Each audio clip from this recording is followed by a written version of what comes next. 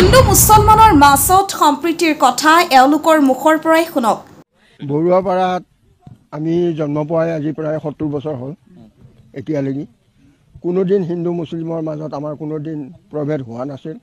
আমাক কাটিলে যি তেজ ওলাই তেওঁলোকক কাটিলেও সেই তেজ ওলাব। যে আমাক কাটিলে যিখিনি তেজ ওলাই তেওঁলোকক কাটিলেও সেইখিনিয়ে তেজ ওলাব।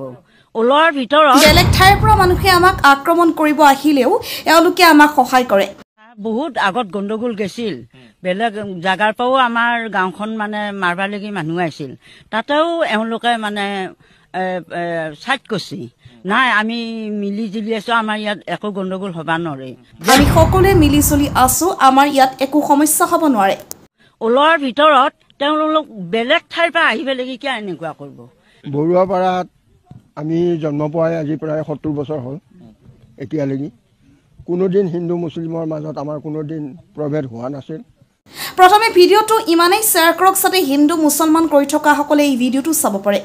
হিন্দু মুছলমানৰ সম্প্ৰীতিৰ কথা এওঁলোকৰ মুখৰ পৰাই শুনক। এগৰাকী বৃদ্ধ মহিলাই মুছলমানক লৈ কি ক'লে এবাৰ মন কৰক। আমাক কাটিলে যে তেজ ওলাই তেওঁলোকক কাটিলেও সেই তেজ ওলাব। আজি 70 বছৰে হিন্দু মুছলমান মিলাপ্ৰীতিৰে জীৱন নিৰ্বাহ কৰি আছো। এতিয়ালৈ আমাৰ মাজত হিন্দু মুছলমানৰ বিভেদ হোৱা নাছিল আৰু হ'ব নিদিওঁ। সামাজিক মাধ্যমত ভাইৰেল হোৱা এটি ভিডিঅ' বৰ্তমান বহু চৰ্চা লাভ কৰিছে। যি সময়ত একাংশ হিন্দু মুছলমান কৰি থকা দেখা গৈছে, তেনে সময়ত একাংশ মুছলমানক লৈ কৰা কিছু মন্তব্য সামাজিক মাধ্যমত চৰ্চা লাভ কৰে। ভিডিঅ'টো শ্বেয়াৰ এটা কৰি সকলোকে চোৱাৰ সুযোগ কৰি দিয়ক।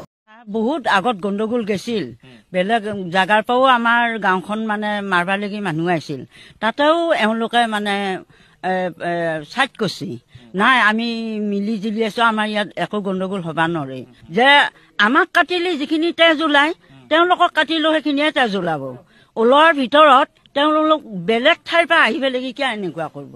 বৰুৱাপাৰাত আমি জন্ম পোৱাই আজি প্ৰায় 70 বছৰ হ'ল। এতিয়ালৈকে কোনোদিন হিন্দু মুছলিমৰ মাজত আমাৰ কোনোদিন প্ৰভেদ হোৱা নাছিল।